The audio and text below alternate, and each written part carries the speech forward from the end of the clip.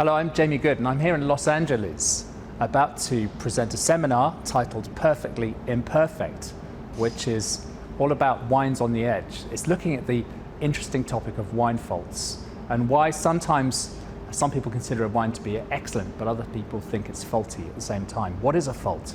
What is the nature of beauty? And these are topics that we'll be tackling. And this seminar has been presented by the Wine Educational Council with support from the Veritas Fund. And without that, we wouldn't be able to do this. So that's really welcomed. Good afternoon, everybody.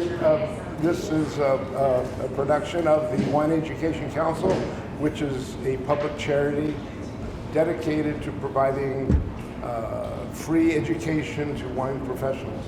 Today's program is funded from the Veritas Fund.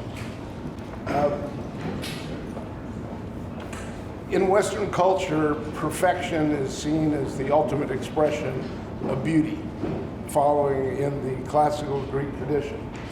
In Eastern culture, on the other hand, as articulated in Zen Buddhism, it's the imperfections themselves that are seen as a necessary component of beauty.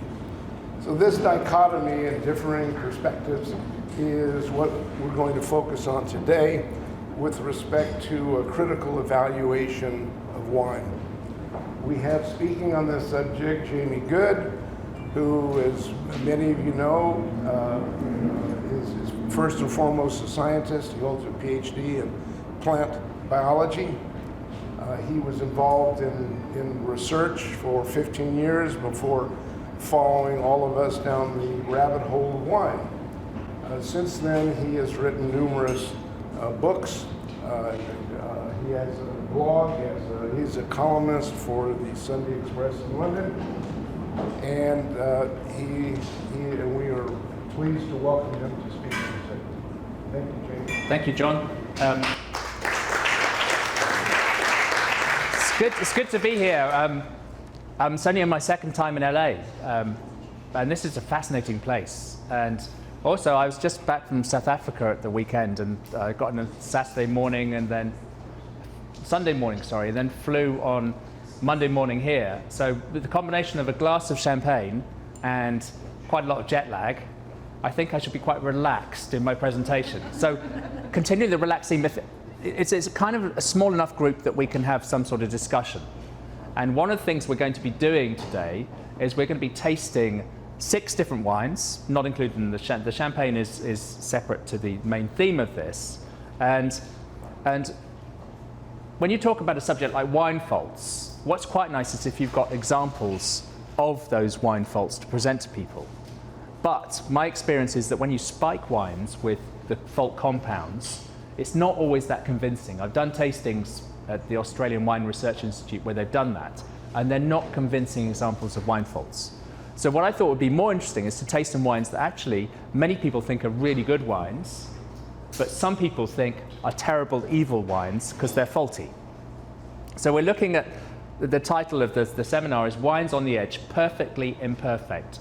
So we're looking at wines that I'd be really interested to see how you perceive them, whether you think these wines are pleasurable or whether you think these wines have gone a little bit too far into the zone of faults, or whether these wines have successfully captured an element of faultiness that then brings out the beauty of the wine. So the basis of this talk is a book I wrote a few years ago, which is called Flawless. And rather than just do a straightforward book on wine faults, these are wine faults, I thought the Flawless was a really interesting title. It was suggested by a friend of mine who's a master of wine, Sam Harrop. He's a New Zealand guy. And originally we were going to write the book together. We wrote a book called Authentic Wine together. But pretty soon I realized that Sam's kind of a busy guy. He has lots of good ideas, but it was never going to get written. It got commissioned, and it was like 4 years later it hadn't been written. So I said to Sam, I'll just write it, Sam. And he was cool about that. But his idea was to call it Flawless. And I think it's really good because what that does is it brings in this idea that's, what does it mean to have a flawless wine? So let's introduce the topic of wine faults. So wine, it's a natural product. Even what we call industrial wine is still kind of a natural product. I know that the naturalistas, and I'm not anti-natural wine, I'm very positive and pro-natural wine, so I'm saying naturalistas out of a sense of fondness, because I remember once when I was doing a presentation at a natural wine festival, I was doing a talk with a guy called Doug Regg, who's a really cool guy from Les Caves de Parennes, which is the UK's biggest natural wine importer. And I got to the seminar, and I looked and I saw all the seats had little leaflets on them. I go, that's cool. And I saw it's my picture on the leaflets. And I thought somebody's put my bio out so everyone can see who I am, because I wasn't that well known at the time. And so when I was middle way through the seminar, I picked up one of these leaflets, and I realized that I'd been leafleted by a naturalista. And it was like, Jamie Goode is an evil person because he believes in commercial yeasts, and he believes in this, and he believes in this. And it was like this, I was actually, someone had gone to the trouble and expense of printing 150 A5 sheets of paper in color as well, not just black and white, in color. They kind of got my photograph and they'd written this. So I was kind of flattered. But this is the uneasy relationship sometimes you have with people who are very ideologically driven.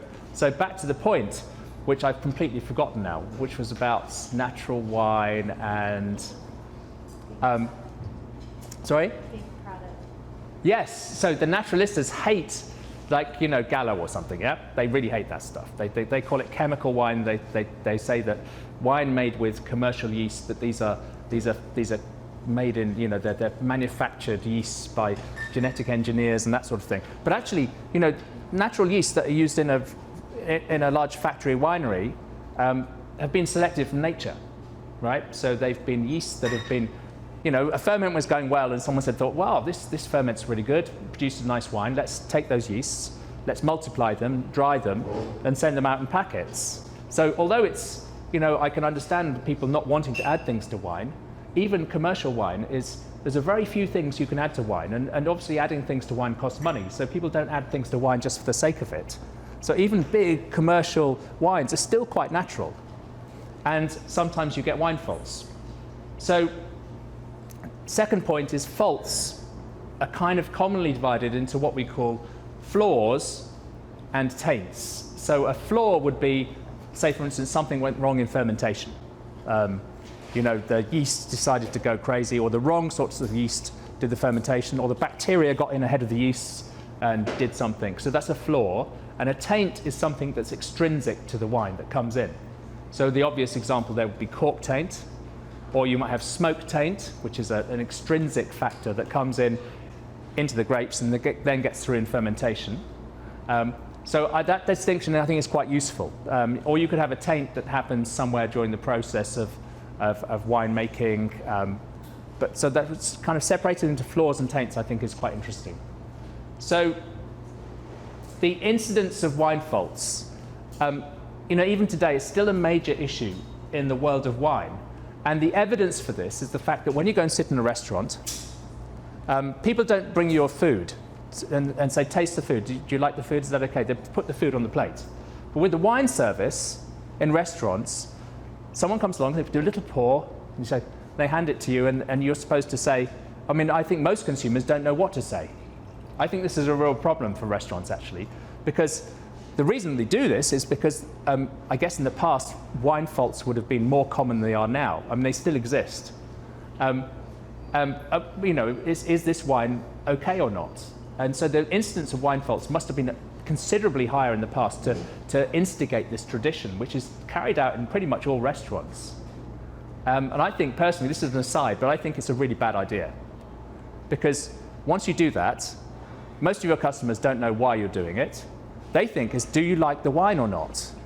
And some of them say, well, I don't like this. And if they think the wine is faulty, then they reject the wine. There's nothing you can do about it. I've had a situation where I've sat down in a restaurant and I've been given the wine and I say, no, this is a bit cork tainted. And I've actually had sommeliers in very fancy London restaurants start a negotiation process. And it's like, oh, actually, sir, this is the way the wine is supposed to taste. We've opened 4 bottles of that wine this evening. It always tastes like this. And this is like an Envenate wine from Tenerife. And it's like, yeah, I know it's a little bit wild, but this is called cork taint. And it's like, I was so tempted to say, here's my book. But of course, you're a dick if you do that. And I would never do that. So then it's like, And I say, okay, I'd like another bottle. And if the other bottle is the same, I'll pay for both. And the response was, this is classic, is, well, clearly, sir, you don't like this wine, so why didn't you choose something else? It's like, so anyway, so this is the point being is that the wine faults have actually, wine faults are significant enough that we have a whole ritual in most restaurants in the world where you have to sample your wine first to see whether it's faulty or not. But the interesting question for me is, when is a fault a fault? And the supplementary question is, who gets to decide when a fault is a fault? And this is a really interesting question, and it's one that I encounter quite a lot traveling around the wine world. So there are kind of different approaches to faults. To a consumer, a wine is faulty if they don't like the taste of it. I think that's the simple. If they don't like the taste of it, they consider the wine to be faulty. To a professional, so the wine might be a little bit oxidative, it might be a bit oaky, it might be a little bit sharp or acidic, it might be savory, or it might be a little bit musty taint or something. So there's something about the wine people don't like. They might think that wine is faulty.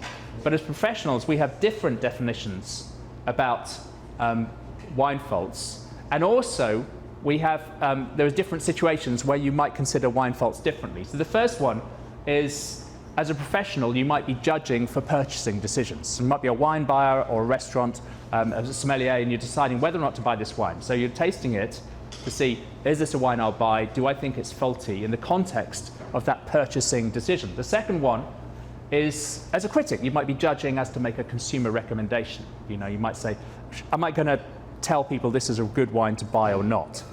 And the third one is, you might be a winemaker tasting technically. And this is a really interesting one. And I've come a cropper in New Zealand and Australia where you have winemaker-led judging panels. And what happens is as a winemaker, the job of a winemaker is to watch a wine from its infancy and to be able to spot any problems in that wine very early on, before they become big problems. So you're kind of hyper-vigilant. You're on the lookout for trouble. It's like some people. They're just, some people is like they're looking for trouble. They're looking to see the first signs of trouble. They're very vigilant, and I think that's the way winemakers taste. Is their first decision is almost a defensive one. Is this wine potentially got a problem or not? And if you think there might be even the slightest hint of a problem, then your alarm bells are ringing. And so winemakers tasting technically are often very good with detecting fault compounds at very low levels. But does that make them good wine judges? And I think personally, when you look at the results of competitions where it's primarily winemaker-led judging, anything slightly interesting gets booted out, and the wines that often win are techno wines that are just straight down the middle. There's nothing wrong with them, there's nothing particularly good about them, but they lack any fault compounds at all. And this is a discussion we need to carry on a little bit later on. So some faults, I would say, are context dependent. Some faults are universally agreed on. So it's like cork taint is the great example. If a wine is cork tainted, there's no context in which you can argue that wine is actually okay. So I'd say that cork taint is the clear-cut example. I think mouse as well. I won't be talking specifically about mousy taint because we just don't have time to go into it. But this is a taint that's on the rise. So mousy taint is when you don't smell anything, but when the wine's in your mouth, after a few seconds, you suddenly get this sort of biscuity mouse cage sort of savory quality. And once you've spot mouse taint, whenever some people have got very, very high thresholds for the taint compounds, and so they don't get mouse taint at all. And they're very lucky, especially in natural wine fairs. But when you've spotted it, then it's one of those things that you can't argue that mouse is positive. Although I know some people have tried to argue that it's positive because their wines have gone mousy. I think mouse taint is just really unpleasant. And so there are a few taints that are always a problem. But then again, some of the faults that we're going to be addressing today are at a certain level in the right context. You could argue that these are actually not wine faults, even though there is a presence above threshold of these fault compounds. So the great example of this would be Brettanomyces. And then we get the situation where some wines are faulty to all and other wines are faulty to some people, but not everyone. So that's an interesting discussion in itself. So after some training, we talked about the technical tasting of winemakers. You can learn to spot fault compounds. And the analogy here, I would say, is like a recording engineer. If you've ever been in a recording studio, you play your part, you play your track, and you think you've done a good job, but the recording engineer is unhappy because there's just something slightly wrong. And it's that extreme sensitivity that makes a recording engineer good at their job. They don't want any faults in that recording, so that track might have to be redone or they might have to tweak it. But the question is, if you're a recording engineer, can you enjoy music in the same way as somebody who's never had that sensitivity? So, it's like, when you listen to music, do you appreciate the quality of the mix, the way the drums, the way they've mic'd up the snare, and they've got the hi-hat really good as well? Do you look for that stuff in the music, or do you listen to the song? And I think sometimes when we get geeky and we learn to spot certain fault compounds, we become like a recording engineer that's kind of not actually listening to the song very well. We're missing the song because we're engrossed in the details. And I think this, I'm deviating slightly here as well again, but it's like that when we go through wine training, we learn a vocabulary for wine. So you kind of like, you learn how to describe wines in words, and in some ways it's a bit of code language. If you look at the WSET standard approach to tasting, it gives you a lexicon of words, and it gives you ways of describing wines that help you in terms of your study. But the question is, when we come to the wine, do we rush to the words too soon? So when you taste a wine, do we immediately go, well, this is a Sauvignon Blanc, so I'm going to get maybe some elderflower, maybe a bit of citrus, maybe some tomato leaf, maybe a bit of green pepper. Do we kind of then let those words guide our perception, or do we dwell in the experience and actually look at what's really there, like normal people do? When normal people taste wine, they're not rushing to words. They're saying, they're kind of dwelling in that experience of the wine itself rather than looking for labels to describe that experience. And I think that sometimes having the words can mess us up a little bit in terms of our actual appreciation of wine. Sometimes we almost need to take a step back and say, well, yes, I'm a professional and I've learned how to taste wine this way, but let me just take a step back from that and approach the wine and dwell in the experience of the flavor of the wine. Then you can write your note afterwards. And I think that's really important with wine faults as well. Is just because we've learned to identify this compound that in a faulty wine is above threshold, we can't suddenly dismiss the wine, because sometimes, and I think we'll find that in some of the wines we're looking at today, sometimes there's a beauty in these wines that kind of surpasses that little faulty bit that we kind of got fixed on in the first place. And one of the things I do is I judge every year for the big competition called the International Wine Challenge. They have about 12,000 entries a year, 12,000 wines from all around the world. And I'm one of the 6 co-chairs, so we look at everything that comes off the floor. And also I run the faults clinic. So we have like 22, 23 panels running, all with a very experienced panel chairs and a team of tasters. And if they think a wine is faulty, they tag it, and it comes to me, and I'll look at all the wines they've tagged as faulty and kind of just double check that we've kind of got some consistency in our faults marking. Because what I find is that even professionals sometimes misdiagnose faults. And of course, yeah, my palate isn't perfect. We all differ in our sensitivity to various fault compounds, but it's the best way we can have consistency other than doing chemical analysis in all the wines, which actually would be too expensive to do and would take a lot of time. So we're trying to get more or less consistent results. But the reason I mention this is because I'm looking at all these faulty wines, and bizarrely, I'll often get a wine on the table that they've given a bronze medal to or a silver medal to, and they say, and they've marked it down as faulty with Brettanomyces. And it's like, you know, what you're saying to me is you detected Brettanomyces in that wine, but you still think it's good enough to get a bronze or silver medal. So if it gets a bronze or silver medal, it can't really be included in the wine faults section. You can't have it both ways. If the wine's faulty, we kick it out. If you've detected Brettanomyces but you think the wine is still good, then I'd argue that that wine is not faulty. So, the Japanese concept of wabi-sabi, I think this is really relevant to faults. And the idea is that flaws, small imperfections, can bring out beauty, and that flaws, you know, little flaws are actually a part of beauty.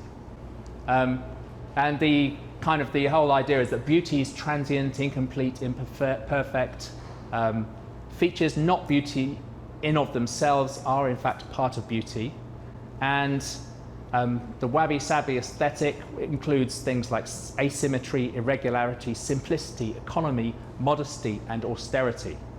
So this is in contrast to the Western sort of idea of striving for perfection, the absence of flaws. And a way to illustrate wabi-sabi would be like the quality of silence. If you imagine a big pool, you're sitting behind this pool, and there's a drop dripping in the corner. And you hear that drop dripping, that's the imperfection, that's breaking the silence. But without that, you wouldn't have an appreciation of the silence. Or an old English country house, and you're walking down the corridor, and at the end, there's a grandfather clock ticking, just gently. And because you can hear that ticking at a distance, it's an imperfection, it breaks the silence. But it actually lets you know that you're experiencing silence.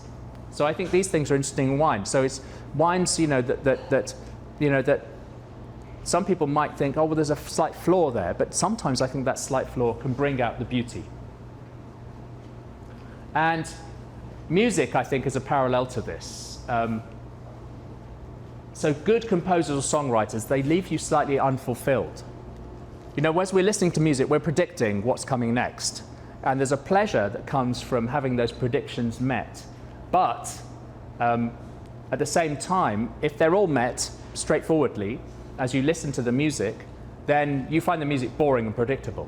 So what you need is you need slight flaws. You need something, you need to be left unfulfilled. You need to be taken in strange directions and then brought back again.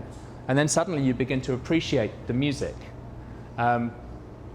And I think that there's an element to which, with wine, I think there's something like that as well. And also with wine, I think about music because, you know, your relationship with music changes the more you listen to it. I remember when I used to go down in my lunch hour when I was a kid and used to go to the second-hand record shop down in town and buy these second-hand records, and you'd look at them. It's all vinyl in those days because I'm quite old. And you'd look at them to see whether they were good enough, these records, and you take them home and you play them. And the first time you play it, you listen to it, and there's some songs you like, some songs you don't like. But your relationship to that record is very different the 20th time you've heard it than the first time you've heard it. And I think that's true with wines as well. I think there's a level of which when we come across a wine, obviously as professionals, we tend to taste lots and lots of different wines. But when you come back to certain wines, or certain characteristics in certain wines, repeatedly, I think your relationship to that wine changes somewhat. And I think also your relationship changes with time. And there's music you probably liked 20 years ago that you don't like now. And wines, when I first got into wine, that I liked a lot, when I first got into wine, I thought these are amazing wines. Now, if you put them on the table, I probably wouldn't drink them. And I love that idea that we're, you know, when it comes to wine, it's not just the property of the liquid in the bottle. It's about the relationship between what's in the bottle and the taster. And that relationship's dynamic, it changes with time. And I think that's really interesting. So, how does this relate to wine? I think the most attractive and compelling wines sometimes have elements in their character which, if they were present at higher levels, might be faulty. I think that a lot depends on the context, depends on the consumer. You know, after all, when is volatile acidity too high? When is greenness good? When is it bad? When are tannins too grippy? When are they too firm? These are really interesting questions. When are these earthy, spicy characters off-putting, and when are they actually something that brings an extra element to that wine? When is savouriness or gaminess too prominent? And when is oak too obtrusive? You know, these are fascinating questions, I think, that I think we need to start thinking about a sort of theoretical framework for how to address these questions and answer them. So let's start with a wine, which I don't have myself. Or maybe I'll... We're going to start with something that's a little bit crazy. And then also, on the back of the card, I know all professionals provide your own notes to make notes, but if you didn't, there's a place to make notes. So you've got sheets saying this information on your table. The order there is not the same order that we're pouring, but the numbers that have been added by hand, they represent the pouring order of these wines. Thank you. So wine number 1, we're heading to Greece, and this is the Paleo Cariccio semi-sparkling orange wine. So I thought this is kind of fun because this is like testing everybody's boundaries a little bit. Apparently this is a really successful wine. People really love it and they buy it. This is my first time trying it today. I tried it early on. And it's a wine that I think would be very challenging if you tasted it completely blind, because I guess I don't know what you think, but I think intention sometimes matters. So if there's winemaker intention and the wine meets those intentions of the winemaker, then I think there's something interesting about that. If this is completely accidental, that it was just some barrel that got left in the corner and then someone injected with carbon dioxide, then I think that's less interesting. So I think sometimes you need to know the intention of the winemaker. So what's kind of interesting about this wine is it's 12 days on skins, then it's carbonated in tank. And I have no idea why anybody thought this was an interesting way to make wine. But let's look at the wine.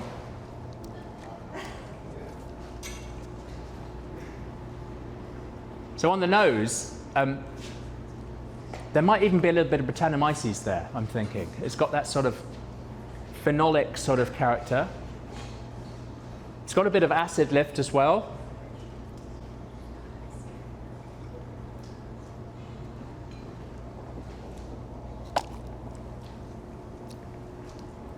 And in the mouth, that aftertaste, yeah? Do you get that slightly biscuity sort of... Yeah, yeah. This, I think, has got a little bit of mousiness, this wine, yeah. I don't know if it's enough to be disgusting, because I actually quite liked it when I first tasted it. I thought, you know what? There's so many things going on with this wine. I don't mind it, you know, I don't mind it as much as I should. It's not mousy at all. Zero period. But it's interesting, eh? I mean, what do you... Yeah, Justin, what do you... Can you talk about the causes of mousiness, what happens during fermentation? So, mousiness is still a little bit mysterious, but it's basically, it's bacterial. There's some bacterial stuff going on. They produce these tetrahydropyrrolines. There's 3 different compounds associated with mousiness, and people differ widely in their threshold for them. And the reason you can't smell it is because it needs the mouth to change the pH of the wine to volatilize it. So at wine pH, it's not volatile. So anyone says they can smell a mouse, they can't. It needs to change pH. So that's what you said about one of the ways to do it, if you don't want to, is to put it on your hand, and the pH of your skin. Yeah, the pH of your skin does change just makes it volatile, so you can smell it again afterwards. And basically the simple way to prevent it is to do 10 parts out of sulfites before fermentation. But obviously a lot of people don't do that, and it's very common to not add sulfites until much later in the fermentation, if at all. So it's like it's one of those things that it's just, it comes and goes as well. That's the other thing. So often you open a bottle and you'll drink half of it, you know, and then by the time you get to the second half, suddenly with the oxygen exposure, suddenly the wine's gone a bit mousy towards the end. And some of the natural guys say that if you leave the wine 6 months, it might not be mousy anymore. Which, if you're an importer, is really annoying. Because if you're an importer and you bought a load of wine, you taste it and it's mousy, and you go back to them and say, I need to send this back to you because this is unsaleable. They'll say, oh no, just sit in it for 8 months or something and it'll be fine. And so it's a big problem actually. And in France, in the Rhône and the Beaujolais, they've actually had researchers looking at mouse specifically, because a lot of people who want to work more naturally, and then you found this really random occurrence of mousiness. Yes? How would you describe mousiness as a sensation? It's like sort of like mouse cages, and if you're not used to mouse cages, I would say it's this kind of biscuity quality. It's like a biscuity, slightly sickly sort of biscuity quality to the wine. I don't know if anyone's got better descriptors. Cereal, yeah. Fritos, Cheerios. To me, there's kind of a lactic pre-vomit thing. You know, like, Pre-vomit. am I about to? Is that when you just about, you think you might be about to, and you just get a little bit? Yeah, all right, yeah. And then there's the retronasal. Sorry. Yeah. Thank you. Hamster cage, yeah. Any small mammal in a cage, yeah, that sort of thing, yeah. And this is preventable by using sulfites? Sulfites pre-fermentation is the way that you can it just doesn't occur then, because it's bacterials. And also, if you have a high pH wine, it's like anything with bacterial risk, is high pH is more bacterial risk. Sulfites. T, yeah. Once that starts to develop, how much can you actually correct it during fermentation? I don't know the answer to that. I'm not sure. I don't know if once you've got it, whether adding sulfites is going to knock it back or not. I don't think so. I think it's once it's there, it's kind of there. But it tends to go up and down a bit in the wine. It's really mysterious. Anyway, what do people think about this wine? Does anyone love this wine? Yeah, some people love it. Does anyone despise it? Yeah, some people despise it. So this is, I think, it's a good start, I think, to thinking about what is it in a wine that makes a wine faulty, and what is it in a wine that makes it pleasurable. It's weird. It's like a combination of being and heavy. So, that's wine one. So, I was going to discuss cork taint, but I think I might just do a very quick thing about cork taint because everyone's familiar with it. Basically, yeah, I think we'll move on from cork taint because I think that's going to use up time that's not used. But obviously, cork taint's still here. It's something that occurs in the bark of the cork tree, and then if you're not careful, will end up in a cork that ends up in the wine. And there's been a lot of work on eradicating cork taint. And I think one of the things that's made quite a bit of difference is the improved hygienic practices in the cork plants. I think the other thing that's worked a lot has been the emergence of alternatives to cork, like screw caps, synthetic corks, although they seem to be on the way out, and technical corks that make use of the less good quality pieces of cork that's then cleaned and then joined together to make corks. Because what that has done is it's taken the pressure off cork sources. And the reason cork taint became such a huge problem in the 1990s, and well verified reports of the incidence of cork taint in Australia were around 7%. I think in the UK we were looking at about 4 or 5%.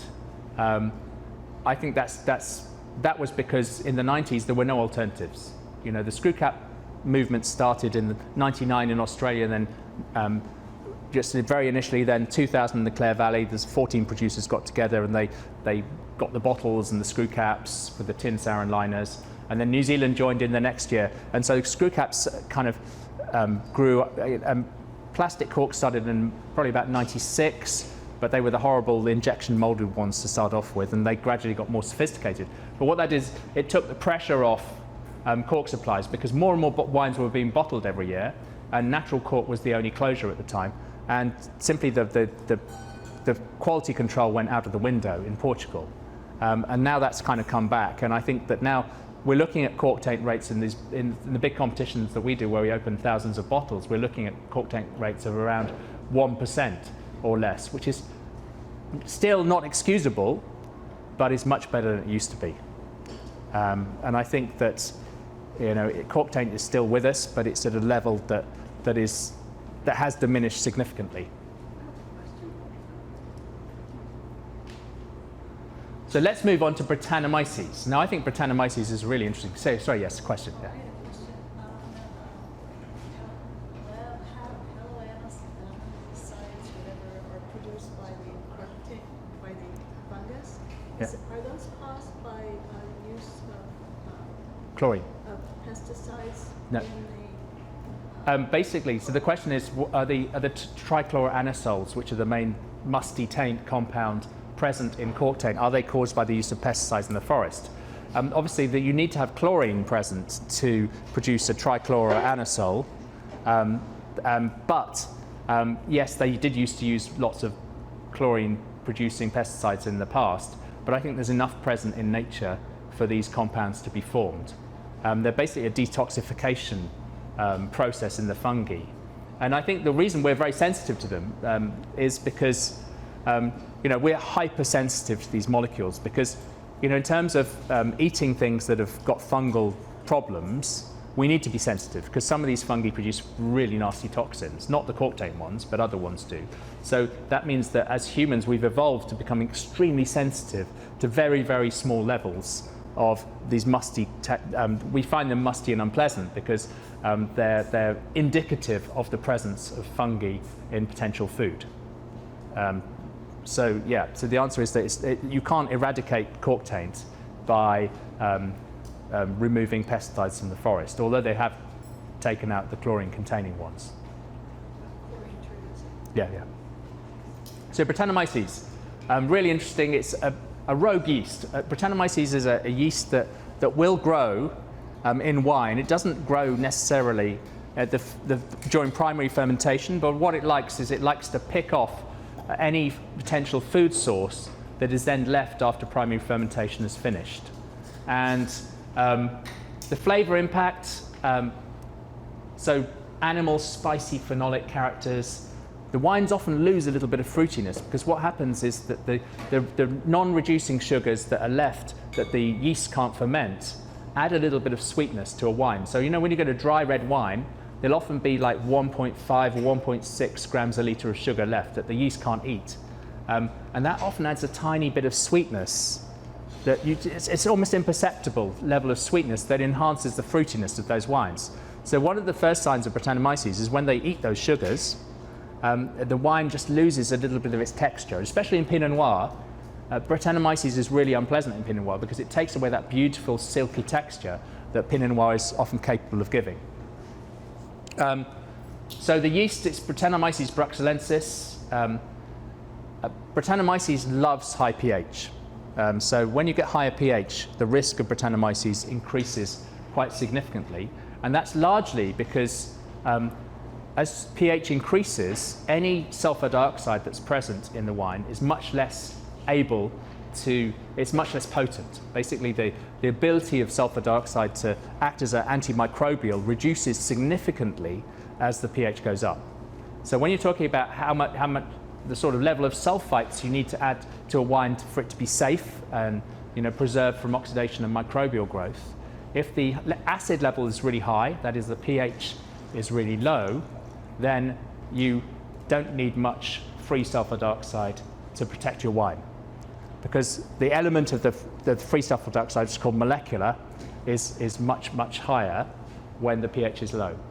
But once the pH starts rising, then you incrementally need more sulfur dioxide, free sulfur dioxide, to have that protective effect. So that's why pH is a big risk factor for Brettanomyces. Another risk factor is a little bit of residual sugar. So if there's any residual sugar, Brettanomyces likes that. High turbidity. So if the wine's quite turbid, Brettanomyces gets going, sweet. And the final one is warm cellars. So the temperature is a really big factor in encouraging the growth of Brettanomyces. So you see in the classical Burgundian cellar, fermentation finishes just as temperatures drop. So that you get a very cold cellar. So the wines are kind of protected by the fact that it's very cold. And then that big gap between primary fermentation and malolactic fermentation, usually over winter, normally that's a really high risk factor. But because the cellars are so cold, it's fine. As the cellar warms up, then the malolactic starts going, and you haven't got too much of a risk of Brettanomyces. But if you're in a modern winery, in a out-of-town industrial unit, and your cellar is, at 15 to 20 degrees, then that period is really risky, because the warmer the wine gets, the more risk of Brettanomyces. And also the other thing in these sorts of cellars is that as you go up in height, so if you've got a barrel rack, barrels stacked 5 high, the barrels at the top are going to be considerably warmer than the barrels at the bottom. So I've heard stories about Australian wineries where they had like some barrels that had Brett problems because they were at the top of and the barrels at the bottom were fine. And the same is true if you're going to start doing in Champagne, for instance, if you're doing secondary aging, if you're aging on the lees, is if you're stacking up high, you need a fan at the top of the room to even out all the temperature. Otherwise, they're going to develop at different rates. So, is Brettanomyces always bad? This is a really interesting question. And I think this is quite personal as well, because I know some people who simply can't stand that sort of medicinal farmyardy character, even at small levels. Whereas I know other people who drink Bretty wine and love it. And I remember when I was first getting into wine, I was on the bulletin boards. And this is probably in the late 90s, and maybe a bit later. But there's one dude on the bulletin boards who actually was so kind of convinced that Chateau Beaucastel was Bretty, and everyone was saying, no, it's not, it's fantastic. And I think the 1989, 1990 were particularly celebrated vintages of Beaucastel. And they're delicious wines. I remember trying them going, whoa, these are fantastic. And what he did is he sent them off for analysis, and he showed that 4 ethyl phenol levels, where 4-EP is one of the compounds produced by Brettanomyces, and it's used as an indicator that Brettanomyces is present, because it's only Brettanomyces that makes that. So like 4-EG, for instance, is made by other things. So he sent them off and found that their levels were sky high, absolutely sky high. And so this is really interesting. So we have a world-famous wine that is collected and sells for a lot of money and has off-the-charts levels of Brettanomyces. And a friend of mine, Sam Harrop, who I mentioned, for his Master of Wine dissertation, what he did is he took some of the world's most famous Syrahs, and he got loads of us to taste them, even things like Hill of Grace and, Grange, and well, I know it's a blend, but things like that, and we tasted all through them. And we had to indicate whether we thought the wine was Bretty or not. And we didn't know what we were tasting, then he sent them all off for analysis, and the results were really interesting. So some quite famous wines have got above threshold levels of 4-EP. So it's not quite as straightforward as Brett is always wrong, because the community of judgment, which is the wine world at large, kind of values some of these wines that have this characteristic. And the famous Bordeaux wines in the past, some of those had quite high levels as well. So obviously everyone's free to make up their own mind about what they like and what they don't like, but it's not as simple as saying that all Brettanomyces is bad. And I think also from my point of view, if I was making wine, I would take every effort to avoid having Brettanomyces in the wine. But at the same time, I recognize that some people get lucky. They have some Brettanomyces and they produce a delicious wine. The reason I would try to avoid it is because I think once you have Brettanomyces, it's like I think there's a guy in the UK, Alex Hunt, he's got this great analogy. He says it's like watching an actor who can only really play one part. And you see them in lots of different films, and it's like, but you're just playing the same part again. It's like you're not flexible enough to be able to play different parts. And Brettanomyces is a bit like in a wine. You recognize it in a wine, it's like you're just the same actor again. It's like you're producing this one style of wine, and maybe the terroir is being lost a little bit, because the Brettanomyces character is stronger than the sense of place. And terroir speaks with a quiet voice, it can easily be shouted over. We talked about how it can be prevented. Good cellar hygiene, good sulfur dioxide management, and one of the things is adding big blast of sulfur dioxide rather than small dribbles. Small dribbles don't work. And cool cellars, minimal delay between the end of alcoholic fermentation and the beginning of mild lactic fermentation, low pH, no residual sugar in the wine, and sterile filtration. And good luck. But this is kind of the counsel of utter, this is if you really, I think obviously most of the wines that we know and love aren't made in this sort of way. And I would also add that some wines that you think, should be really disgusting because they've got a pH of 4 or something, and the risk is enormous, but they're actually really fantastic. You know, if you think about some of the famous Côte Rôties, you know, they'll have a pH of 4, 4.1. Go to the Okanagan Valley, a lot of the Cabernet, Merlot, Syrah wines there from the south of the Okanagan, their pH will be 4, and often they're clean as a whistle. So this shows that it's not quite as simple. Just because the risk for Brettanomyces is there, doesn't mean the wine's always going to be Bretty. And also, if you go to a natural wine fair and taste wines without any sulfites, a good proportion of those will be clean and delicious. So it's a mystery. It's a real mystery why, you know, if you speak to the wine scientists, they'll say, well, if you use no sulfites at all, your wine's going to be absolutely disgusting and it's going to die. But that's not true. It emphatically is not true, because I've had so many good wines that have been made without sulfites, and even the wines made without sulfites that age. You know, everyone says, well, you have to keep them at 12 degrees and you can't age them, you have to drink them with a year of production. That's not true. It really isn't true. And ask me why, I don't know, you know. So this is the factor I try and, you know, because ultimately I think it's good to be interested in the science of wine, but ultimately I'm a wine lover. I love drinking wine. I love exploring the world of wine. And I think the science is really, really important, but at the same time, the proof is in the wines that you taste, the places you go to, the people you speak to. And it's not as straightforward as the scientists would have you believe.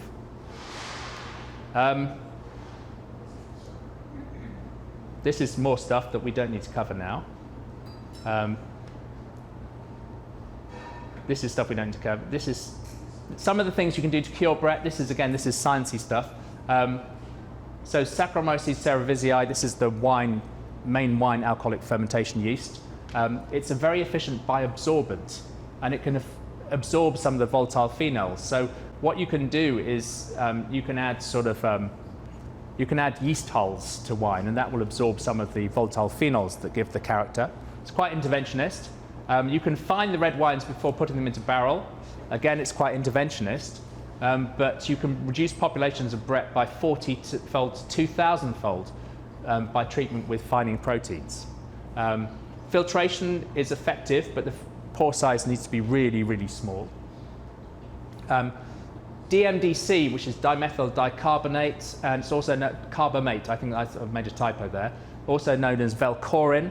If you've got a wine just finished fermentation, it's really nasty stuff. It's very, very toxic, but it's okay once it's in the wine. So you have to wear a hazmat suit and stuff, put it in the wine, and then that just kills anything that's living in the wine. So sort of super techno people might want to do that sort of thing. And then the other one that's a newer one is called chitosan, which is a biopolymer produced by the deacetylation of chitin, which is one of the proteins in insect skins. And it's been used as a microbicide in food preservation and wound dressings.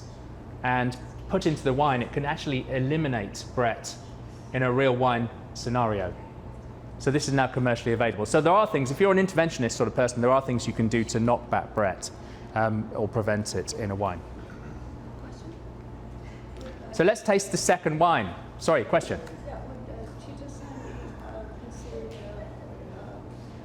would that be allowed in vegan wine? No, I don't think so, no. Because I think it's derived from insects, so it's, yeah. So the second wine,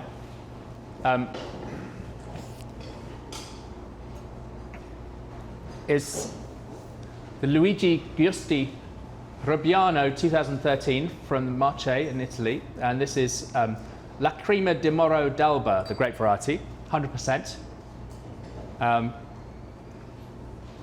And I thought this would be kind of interesting because we'll see what you think.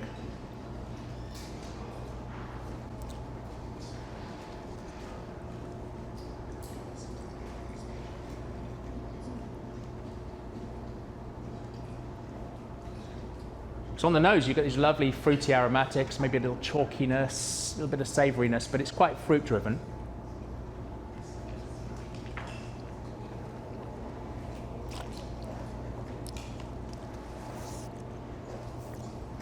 On the palate, quite supple, but there's a savoury dimension here. The question is, do you think this wine has gotten a Brettanomyces or not? So for me, this doesn't strike me as being an obviously Bretty wine. But what I do get on the palate is this very distinctive savory quality. And then on the finish, it goes a little bit metallic.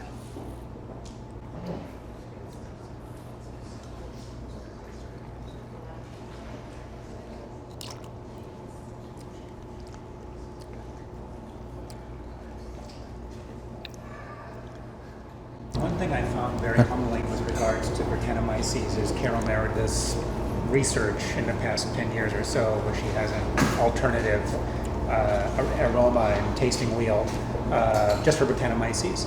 And it's always in my mind when I'm tasting wine, because my relationship to Brett is primarily that kind of barnyardy, horsey thing.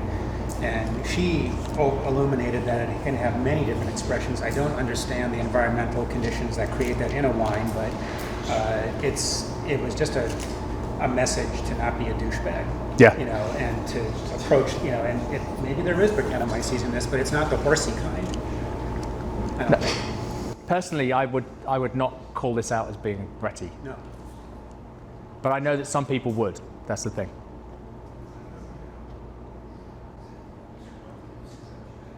What do people think?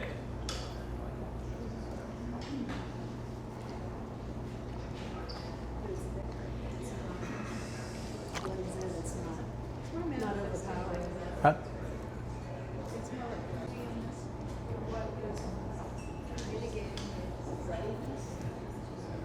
Yeah, and I really kind of don't think I'd say this is Bretty at all, but maybe it is. You know, this is where you sometimes have to stop thinking about it. You just have to say, well, what's the wine like? You know, do you like the wine? You know. Do you find it? Sorry, go ahead. Do you know if it's just reconsidered? Is it like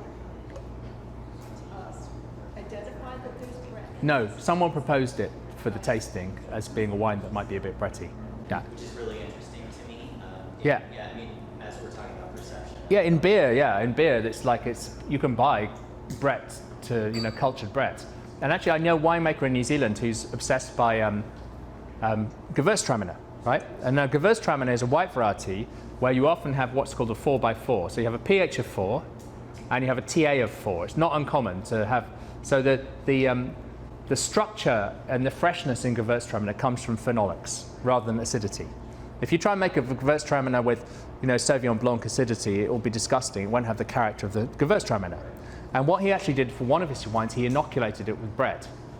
Because when we were tasting through, I was thinking, actually, when you taste Gewürztraminer, you taste some really good Alsace Gewürztraminer that's got a lot of character. Often you get this phenolic grip that's actually Brettanomyces, but you don't expect it to be in a white wine, so you miss it. But it actually, in the context of Gewürztraminer, Brett works quite well. And this winemaker had actually it's a stupid thing to do. You think about bringing a cultured Brett into your winery and then putting it in a tank. It's like, whoa, that's brave.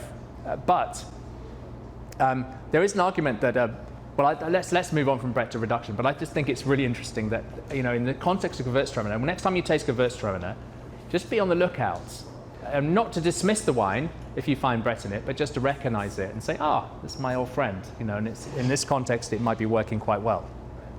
And I think that's the one thing I would say about any wine faults. So when you learn to recognize them, don't become a false police person. Don't be the person who says, I've spotted Brettanomyces, or I've spotted reduction. And it's like, yeah, so what? What do you think about the wine? That's what I want to know. It's like saying, I've spotted strawberry, I've spotted raspberry. And it's like, so what? Yeah, it's good, well done. But let's not just do the knee-jerk. Therefore, you need to reject the wine. It's like we don't. So reduction in volatile sulfur compounds, this is a really interesting fault class, because I think even more so than Brettanomyces, there are contexts in which volatile sulfur compounds can have a positive effect. So we use the term reduction to describe these volatile sulfur compounds. And that's a little bit of a misnomer, actually, because what it implies is that it's the opposite of oxidation, and it's not. So reduction is all about volatile sulfur compounds which are produced by yeasts. It's not about the absence of oxygen and the two being polar opposites. You can't necessarily add oxygen to a reduced wine and get rid of the reduction. This is another misconception. People think, oh, there's some reduction. No, we let it blow off. Let's decant it and it'll blow off. Sometimes, hydrogen sulfide, which is the first thing that's produced by the yeast during fermentation, the most simple form of reduction. Yeah, that's a volatile gas and it's eggy and that does blow off, obviously. Otherwise, most wines would have lots of hydrogen sulfide in them.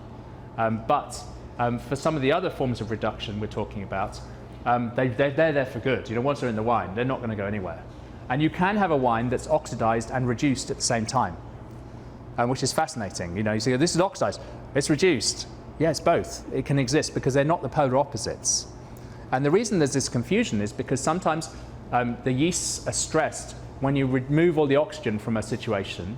The yeasts get stressed and they start pumping out these volatile sulfur compounds. And also, what you can have is you can have below threshold levels of sulfides that when you take away the oxygen, there's an equilibrium and they change to above threshold levels of mercaptans, so that they can change their state. So you can have disulfides, mercaptans, all kind of intermingling and changing their states depending on the redox potential of the wine. So this is why people think that reduction is the opposite of oxidation, because taking away oxygen can lead to the development of reductive characters in a wine.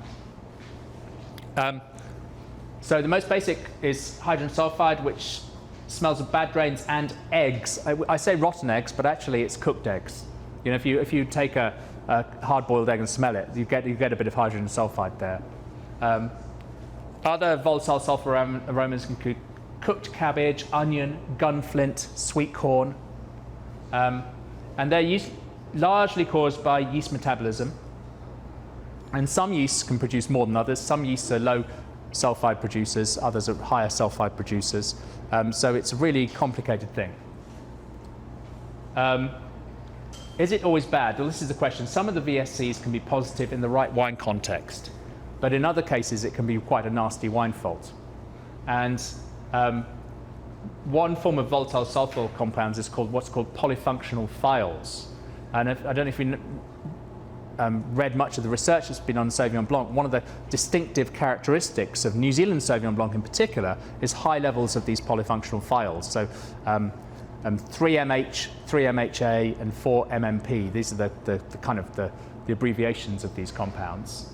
And they produce aromas like passion fruit, grapefruit, boxwood, and in the context of Sauvignon Blanc, they're really attractive aromas. And you also find these very high levels in Sauterne, for instance. So they can give that really exuberant fruity quality to Sauternes and botrytized sweet wines. How can reduction be prevented? Good fermentation management is one of the keys.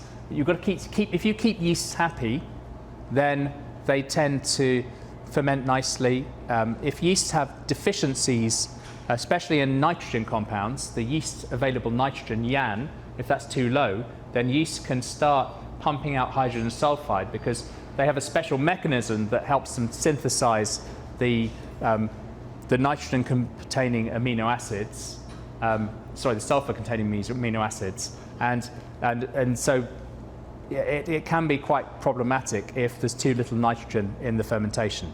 And also temperature changes can upset them, and then they start doing this. So that's the main way is the right use of oxygen during winemaking, correct bottling procedures, and I've mentioned why we talk about reduction. This is technical stuff, which I don't think we've got time for or need to go into now. But you have a question? Does stirring the lees help prevent reduction by releasing the volatile gases or compounds that are being released by the lees? Stirring lees is kind of interesting because lees themselves are kind of oxygen consuming, so lees contact can actually consume some of the oxygen from the wine. But sometimes if you do lee stirring, for instance, in a small barrel, you'll be introducing oxygen at the same time as stirring the lees. So it's a bit of both. So stirring lees can sequester oxygen, make the wine a little more reductive and tight, but then the actual process of doing it often introduces oxygen in the first place. So rather than There's more of this stuff. If anybody does want this presentation, then you're welcome to it, because I know that I'm looking at the time. I want us to get through everything and taste the wines and have discussion rather than go into some intense chemistry, which I think is, probably not so interesting. That's nitrogen. As I said, nitrogen's really important. Good reduction. These are the compounds that we're talking about in Sauvignon Blanc. But what I really want to talk about is matchstick reduction in Chardonnay, because this is the greatest example. Because you've got a wine here, which is the Cumia River, which is number 3.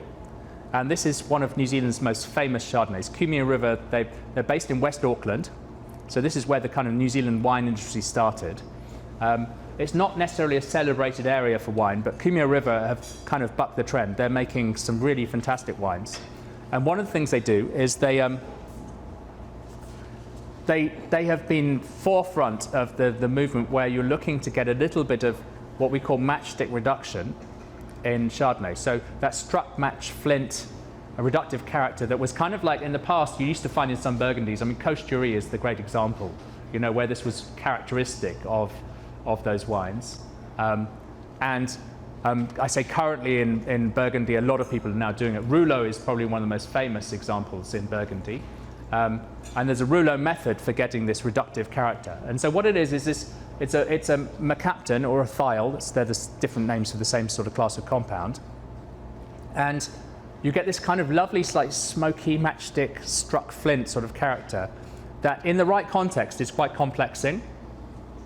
But if you have too much of it in the wrong, or it's in the wrong context, it can actually be an artifact. And that's all you get in the wine. And I think what the Cumia River guys do is they get the balance just right. And there's various ways of getting this. The way they do it is they use what's called high solids. So when you press, so most Chardonnay's made a whole bunch pressed, the juice comes out, and what most people would do is they'll settle that juice for 24 hours, or they might settle it with enzymes, until they get the required amount of turbidity. And so that's measured in NTUs, and most winemakers will have a target for the turbidity that they want in their fermentation.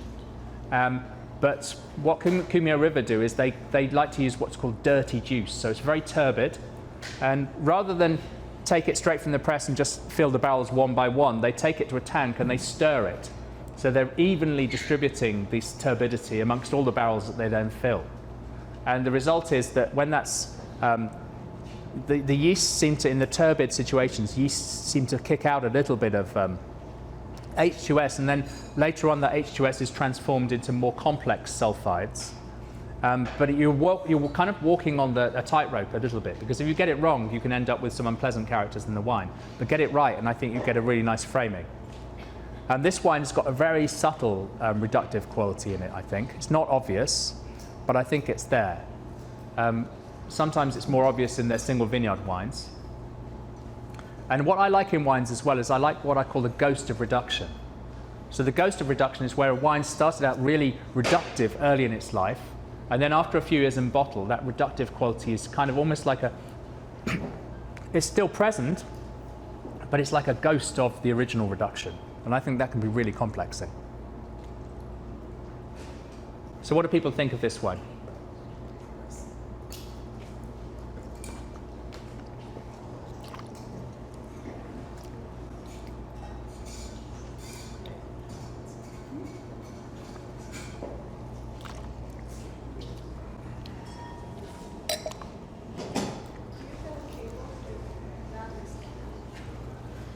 Whoa, we better go quickly. We might be about to lose signal. Yeah. So this is the wine, Cumia River Estate Chardonnay. So let's talk about oxidation a little. Oxidation is, I guess it's a fault that you can easily mimic. The simple way of doing it is take a bottle of wine, take 2 glasses, then put it on the shelf for a week, and then you'll have some oxidation in your wine. It's quite simple. It's really interesting. The actual process of oxidation is quite interesting. It's the chemistry of oxidation is really fascinating, because oxygen is not actually reactive itself. What you need to have proper oxidation occurring in a wine is you need to have you need to have the presence of transition metal ions, so like iron or copper, and you also need phenolics. So with that, if you took all the phenolics out of a wine, it wouldn't oxidize. If you took all the transition metal ions out of a wine, it won't oxidize. So to get oxidation, well, obviously the thing is, it's very, very hard. You can't take all the transition metal ions out. And so what's happening is you've got these chemical reactions taking place that then make oxygen reactive, and then the oxygen reacts with components of the wine. It's really, really interesting. There's a lot of it in the book, and there's quite a lot of it in this presentation. So if you want to get to grips with it, then I'm really happy for you to have this presentation so you can kind of look at the processes, because they're kind of really interesting. Because we always think of oxygen being very reactive, but on its own it's not. It needs these other things to take place. And particularly the role of phenolics in oxidation are fascinating, because what they do is because you can control that, and especially in white wines, the way you press, see if we can show it. The way you press affects how many phenolics you'll have in the juice. And one way of doing it is allowing the juice contact with oxygen during the pressing process. And what happens is that juice goes a sort of murky sort of brown color, and that's because all the phenolics are being oxidized in the and those and that's there's two forms of oxidations, chemical and enzymic, and that's usually enzymic oxidation that's taking place in the juice.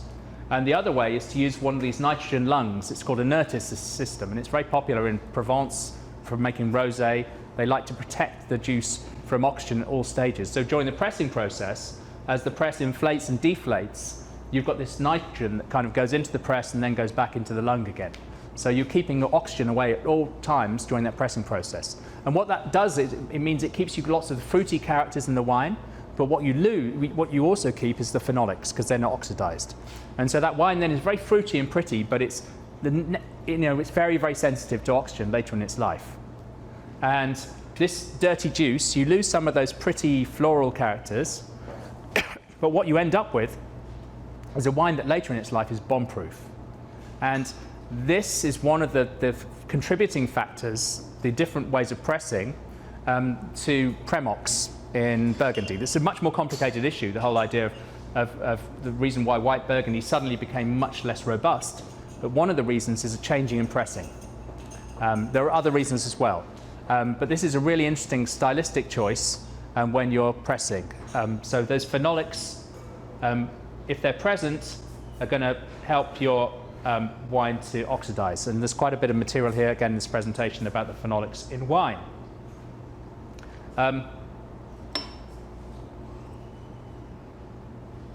So let's go back to this wine. So this picture was taken, I took this in New Zealand.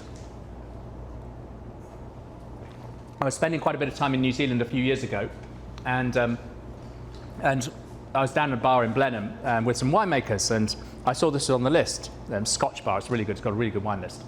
And so we said, let's drink this, it'll be fantastic. And so I enthusiastically got this Lopez de Heredia Branco, it was a 2004 vintage, and poured it when we sat there, and I go, isn't this amazing? And they're going, let's send the bottle back, this is oxidized, you know? And so we had a big problem, and there began a process where I wasn't going to send this bottle back, and I was trying to convince them that this is a legitimate stylistic choice in winemaking. And we've got the 2011 vintage of that wine in the glass. This is now being recognized around the world as one of Rioja's best white wines. But it is a very distinctive style. When you taste it, there is definitely some level of oxidation that's taken place during the winemaking. I would call it more oxidative than oxidized. But that way that the wine has been exposed to oxygen quite a lot in the winemaking process means that wine is now bomb-proof, coupled with the high acidity and the low pH. I think this wine will last forever, and I think it's really delicious. What do people think? Does anyone despise this wine? Love this wine. Yeah. One of my favorite wines.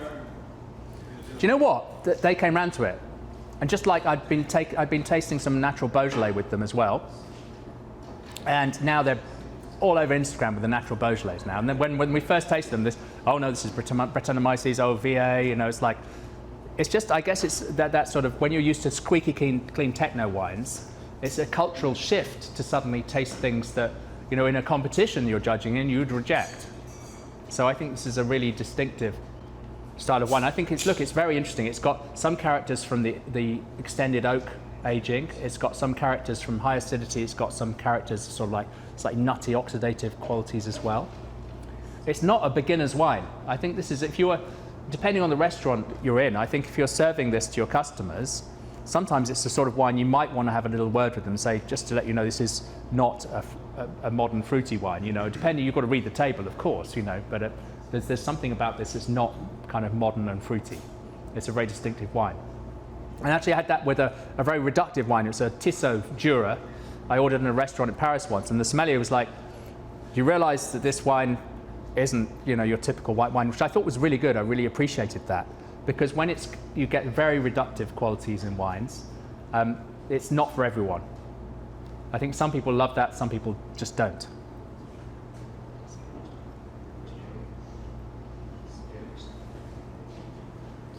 So, of course, there are certain styles of wines that are fully oxidized.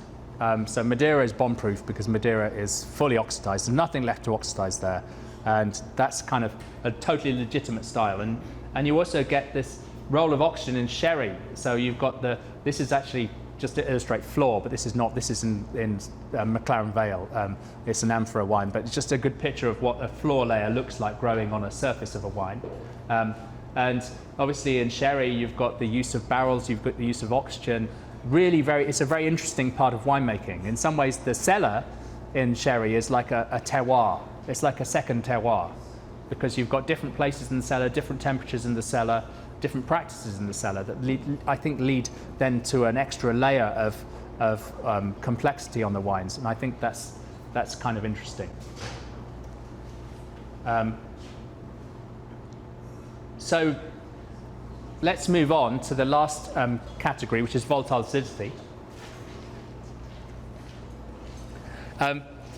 So often volatile acidity and oxidation are found together, because one of the things that allows the acetic acid bacteria that create volatile acids to grow is the presence of oxygen. So that's why, you know, when you're doing red wine ferments, it's very important to keep the cap wet, because if there's any oxygen present in the cap, the pockets of oxygen, the bacteria love growing with oxygen. Bacteria, generally speaking, like oxygen, and they grow when there's oxygen. And putting it simply, volatile acidity is caused by the growth of these acetic acid bacteria. You've got two components. You've got the acetic acid, which is the vinegar smell. But you've also got ethyl acetate, which is the sort of, it's like nail polish remover sort of smell. We've lost the presentation, too bad. Battery did quite well for a while, you know, but it's just, you know. So ethyl acetate is, you know, you sometimes get more of the vinegar and less of the ethyl acetate, and sometimes you get less of the vinegar and more of the ethyl acetate.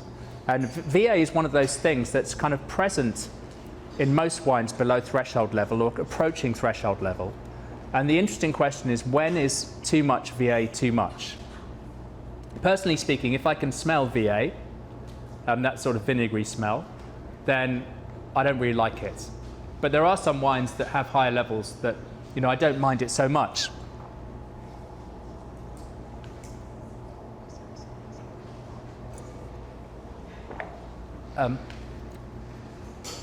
And during winemaking, there are lots of things you can do to reduce it. One of the things is sorting grapes really well, because often the grapes come in with a certain level of acetic acid or volatile acidity in them in the first place, especially if you've got a bit of sour rot.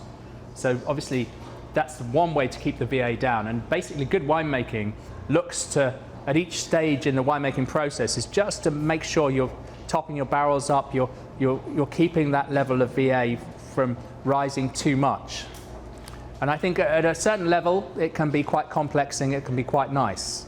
And sometimes some winemakers say, well, actually, we've got too little VA here, and you know, we need a little bit more just for the sensory characteristics of the wine. but generally speaking, the lower the better. And it can keep creeping up, and then it gets to a point where actually the wine is really unpleasant. So we've got a wine here, which is the penultimate wine, which is kind of interesting. So this is let's find it. This is from a really interesting producer called La Garagista, which is Deirdre Heekin and Caleb Barber, who are restaurateurs in Vermont. And in Vermont, it's too cold in the winter to grow vinifera varieties. So they have to use hybrids.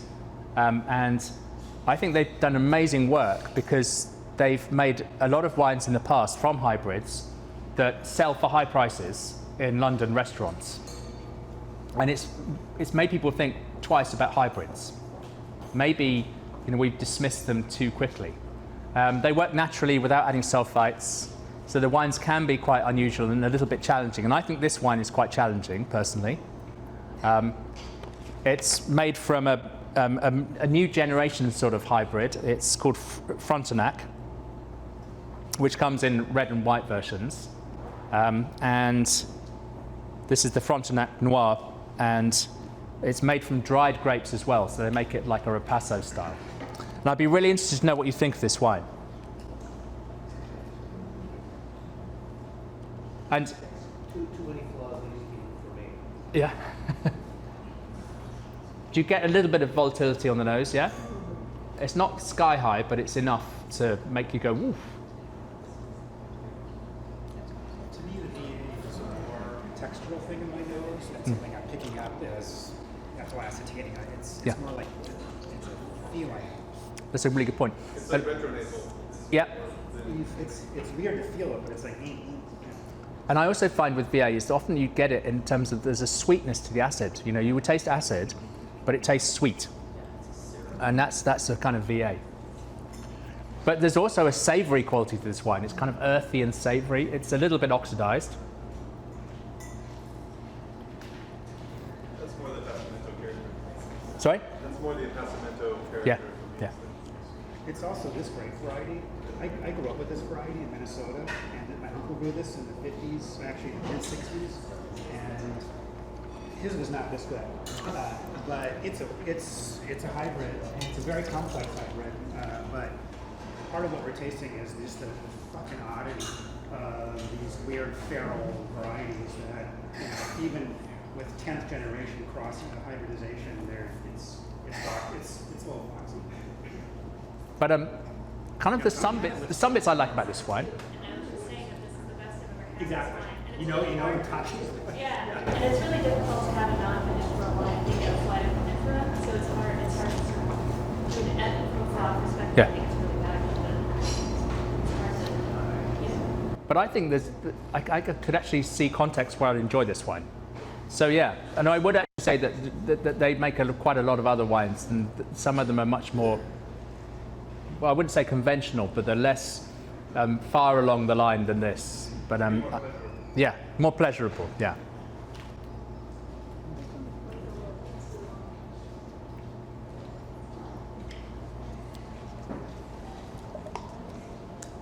So I'm well aware of the time, and I think that there are other wine faults we could mention, we could talk about, but I don't think I'm going to do that. I think that the last thing we'll do, I think, is to taste this final wine, which is a pet nat. And I think pet nat is a very interesting category. We're seeing a lot of them, but pet nat just varies like this. It's like, and one of the fascinating characteristics about pet nat is also this idea of, should pet nats be disgorged or not? This, as you can see, is an undisgorged pet nat, but I think it's a really well-made version, because often with the undisgorged ones, when you open them, you lose a third of the bottle when you open it. And I'm always nervous when they're often crown capped. I'm always really nervous taking that crown cap off, because I've had so many gushers. And the gushers are caused by nucleation sites in the wine. So what happens is, according to how you prepare the wine before it goes to bottle with its residual sugar, you can have lots of nucleation sites present. And that's where the bubbles form from.